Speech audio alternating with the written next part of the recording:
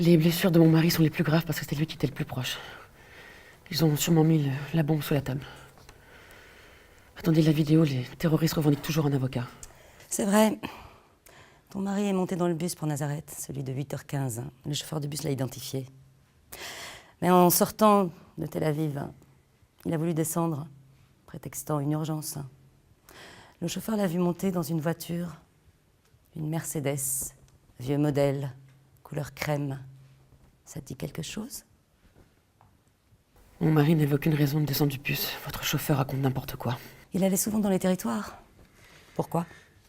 Il était en charge d'une étude comparative sur les médias dans les territoires. Une étude comparative.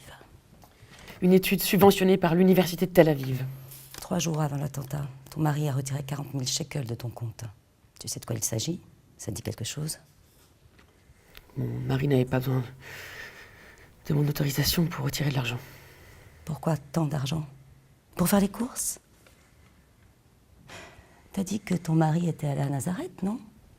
On est allé vérifier. Tu sais ce qu'a dit son grand-père?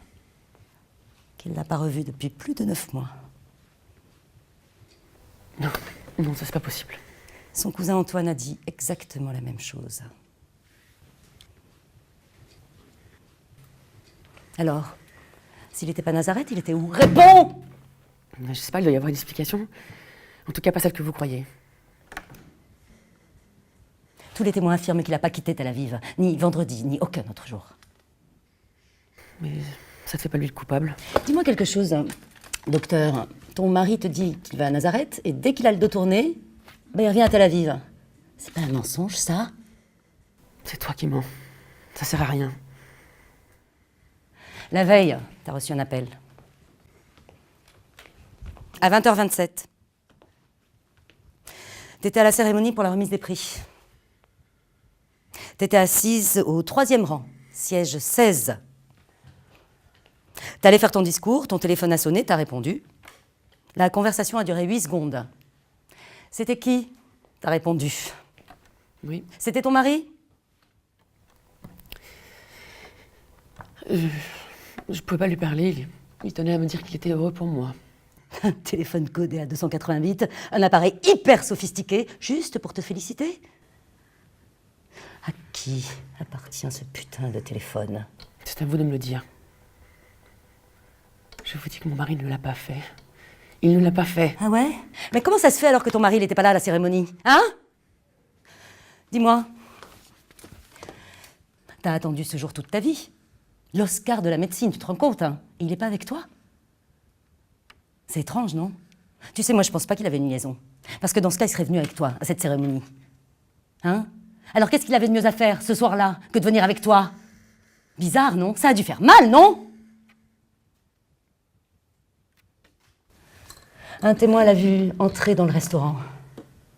Il l'a identifié d'après photo. Pourquoi il avait le ventre gonflé? Il avait des problèmes de gaz? Qu'est-ce qu'il avait sous ses vêtements?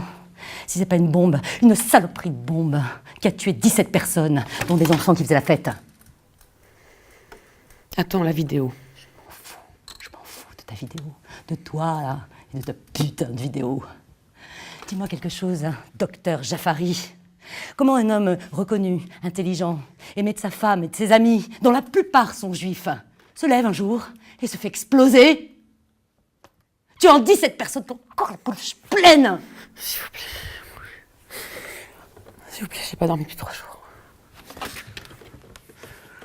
Ton mari, il n'a pas seulement commis un meurtre. Il a détruit le peu de confiance que ce pays a en ses citoyens arabes. Alors tu vois, non. Non, non, non. Je vais pas te laisser. Je vais pas te laisser partir tant que j'ai pas de réponse. Même si je dois te garder ici toute la vie. Si tu veux un avocat, l'État d'Israël est assez civilisé pour t'en fournir un. Il fournit une défense même à ses pires ennemis. Ramassez-la.